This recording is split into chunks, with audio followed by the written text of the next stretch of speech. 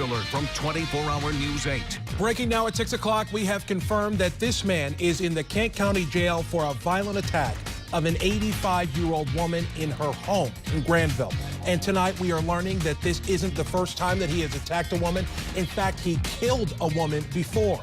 Good evening to you. I'm Leon Hendricks. This Saturday night, we have been pouring our investigative resources into this story all afternoon, working to bring you the full story on what we know here. We start at the live desk now with 24-hour News 8's Tom Hillen with what he has at this point. Tom.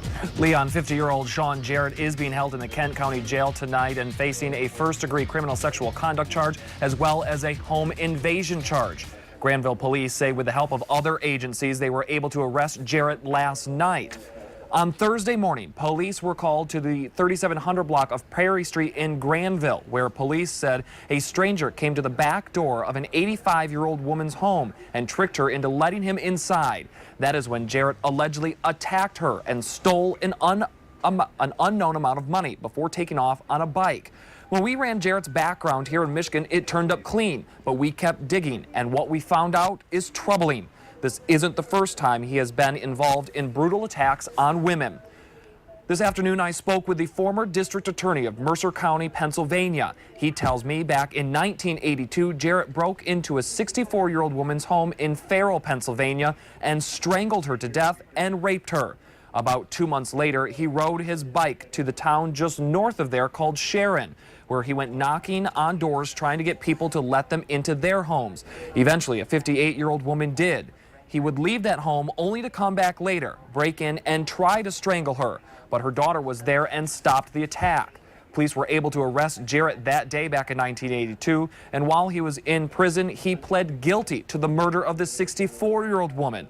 He served his full sentence of 30 years in prison and was released at the end of 2012.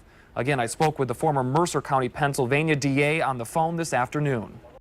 I had been hoping since he was released in early 2013 and we had heard nothing of him that perhaps he was not going to commit any additional offenses. At some level I was always concerned that he might.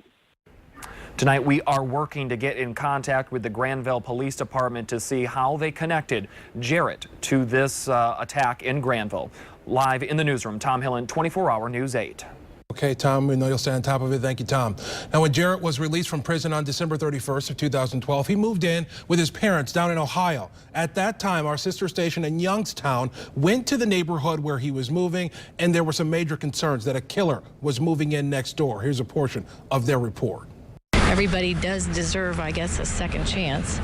And if he served his time, then we're the ones that have to be cautious. I just would hope that he would get some assistance when he's coming back to help him get adjusted to the real world again. But tell that to the people who will live near him. Jarrett says he'll be moving in with his parents here on Dawson Drive in Howland. Neighbors say they're not happy about it. I guess we're going to have to keep an eye out around the neighborhood now. It's never been like that, and I hope that this guy's learned his lesson. I don't know that he has or he hasn't, but I'm not happy about it. Township trustee Jim Saker says Jarrett's release is a good time to remind people to report anything suspicious to police. I think that people do need to be aware of where he'll be and where he's going to be living, and to be careful with their possessions, obviously with their family members, especially if they have children. Police in Howland and Niles are also keeping an eye on Dawson Street after being informed of Jarrett's release. In Howland, Jeff Lefcooley's 27 First News. And unfortunately, we didn't get that same notice here in West Michigan. We don't know how long he's been here. We know he moved to Ohio about a year and a half ago. We're working to learn where he's been in all this time. Though tonight, we do know that he is in the Kent County Jail. We'll continue to work this throughout the night. Look for updates on woodtv.com as we get them. And of course, on 24-hour News 8 on WXSP at 10 and 11 o'clock right here on Wood TV.